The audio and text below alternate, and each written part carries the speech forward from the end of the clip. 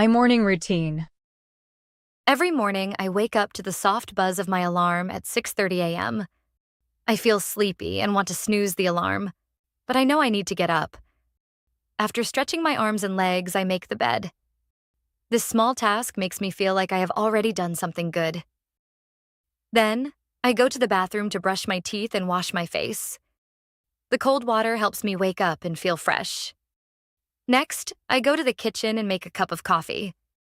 I sit by the window, enjoying the fresh morning air and the golden sunlight coming through the curtains. It's very quiet, and I feel calm.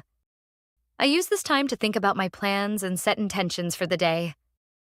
After my coffee, I roll out my yoga mat and do a few simple stretches to wake up my body. When I finish, I prepare a quick breakfast to fuel my body, maybe toast with eggs or yogurt with fruit. If I don't have time, I take something easy to eat on the go.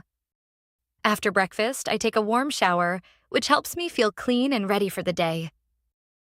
By the time I'm dressed, I can hear the morning rush outside.